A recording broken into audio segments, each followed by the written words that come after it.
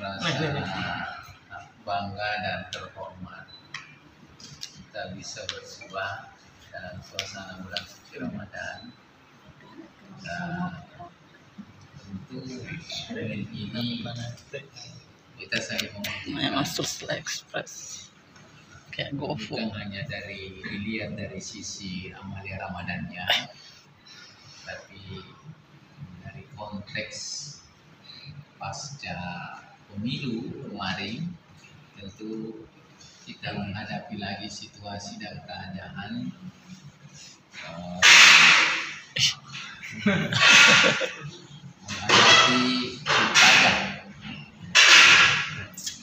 menghadapi pilkada yang tentunya Partai Golkar membutuhkan persiapan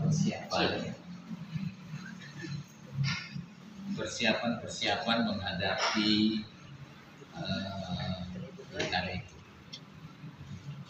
Tidak sedikit hal yang harus kita persiapkan, dan tadi kita sudah membahas.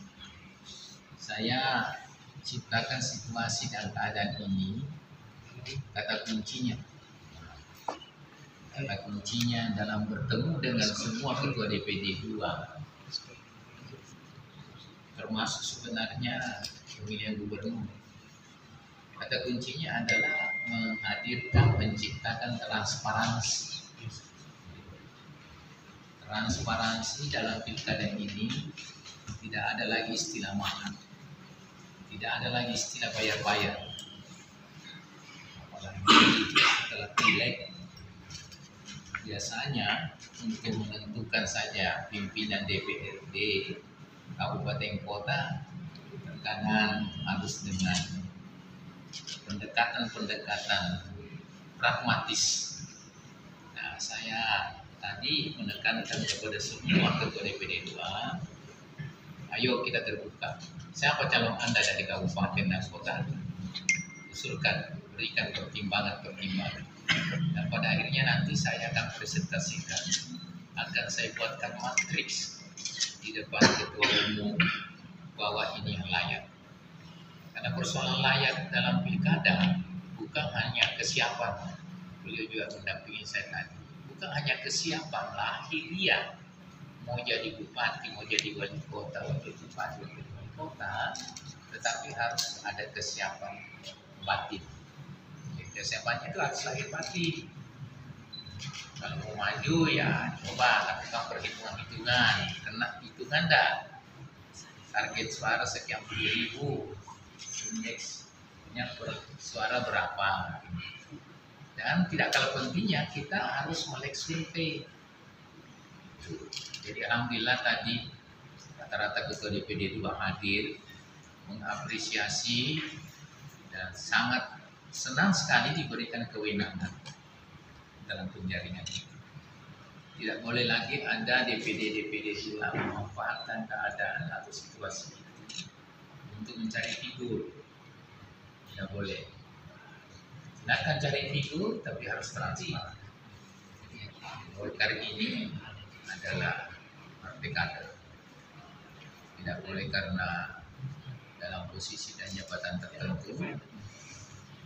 Nah, setelah pertemuan tadi ini malam terakhir kita akan kirim, jangan lupa kirim. Ini malam kita kirim dan berikutnya akan dipanggil satu-satu sama DPP. Betul-betul, insya Allah Golkar sekarang ini transparan. Bukan tak laku lagi kalau ada yang mau berkata begini. Seperti itu barangkali. Tinggal ada yang lain.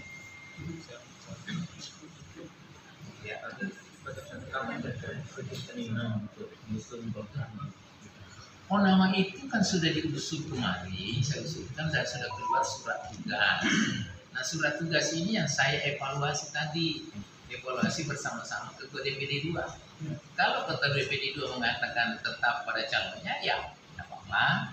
Tapi nanti coba harus dipanggil nanti ke pusat melihat kesiapan. Tapi saya lihat secara umum tadi bisa dikatakan 95% daerah itu siap. Nah, sebagai contoh Sebagai contoh Maros tadi, saya coba telusuri dan klarifikasi karena dia satu-satunya calon tunggal dari Golkar untuk maju bupati.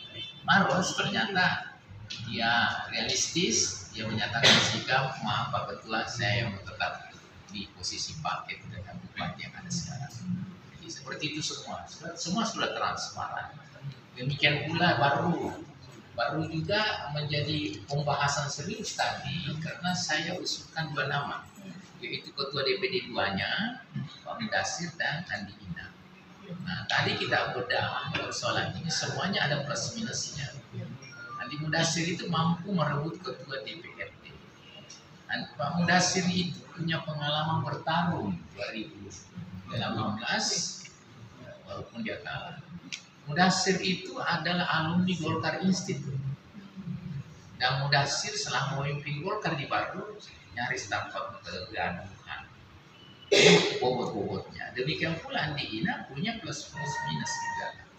Ya, Ketua DPR provinsi dan lain-lain sebagainya. Seperti itu. Kami realistis. Sehingga tadi disepakati ya Puan ya, bahwa ini 2 nama tetap kita dorong ke atas. Keputusan ada pada DPP.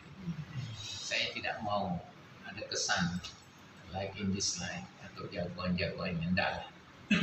Saya hanya itulah harga diri saya, jangan diukur dengan pendekatan pragmatis.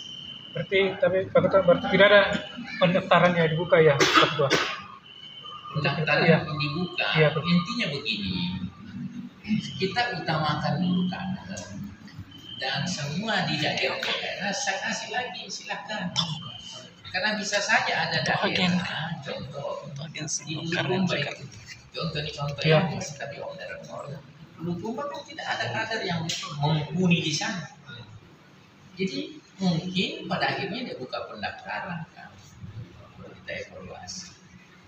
Jadi seperti itu Dinda ya. Kalau daerahnya suka kadernya oke.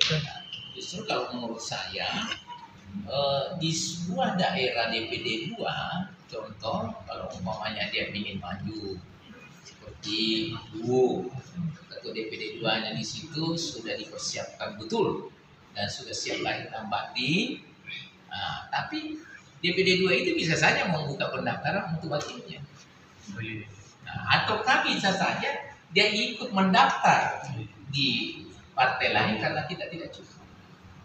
Kan realistisnya begitu cara berpikir saya, Dinda. Kita tidak boleh ada paksaan, kok ini wakilmu ya, tidak boleh tidak, ini mauku ini tidak. Saya terbuka, saya transparan. Berarti tergantung kondisi Pak Ketua begitu? Ya, tergantung. Kita ini mau menang. Kita ingin sekali, jangan mudah-mudahan di atas 60% lah kita menang di kepala daerah di Sulawesi Selatan dengan pola, style, transparansi dan akuntabel. Kita akuntabelnya ya kita mau tahu mampu tidak kamu memenangkan ini pilkada. Kalau umpamanya dia ya kekuatannya 60-70%, ya cari dong wakil yang bisa menutupi 30% itu. Kira-kira seperti itu. Semuanya transparan. Kalau di Makassar Pak Ketua, apakah tetap membuka pendaftaran? Saya rasa DPD Golkar Makassar pasti buka pendaftaran karena berkaitan dengan wakil atau berkaitan dengan kondisi partai Golkar yang tidak cukup, pasti dia aktif mendaftar. Mungkin ada lobby politik. Yang jelas kami DPD 1 ini sangat konsisten, tidak akan mencampuri dapurnya, rumah tangganya DPD Golkar yang ada di Selatan. Kami ini hanya melakukan supervisi, kami hanya melakukan evaluasi. Sekali lagi transparansi adalah kata kunci bagi saya. Tidak boleh ada yang tutup. Nah, untuk pilgub ini yang semua calon yang ada, saya tidak kotak-katik tadi ya. Saya sepakat membuka rapat itu, saya mengatakan maaf walaupun saya diberi kewenangan menilai semua bakal calon ini yang telah mendapat surat tugas, saya sampaikan di forum tadi, jangan jeruk makan jeruk. Biarlah DPP yang menilainya. Kan 4 vaksin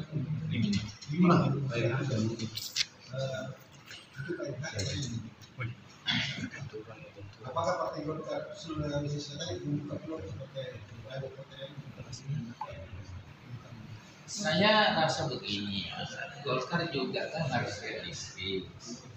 Nah, silakan punya kader untuk dijagokan melalui Pilgub, tapi harus diingat, kami hanya punya 14 kursi dari 13 kursi yang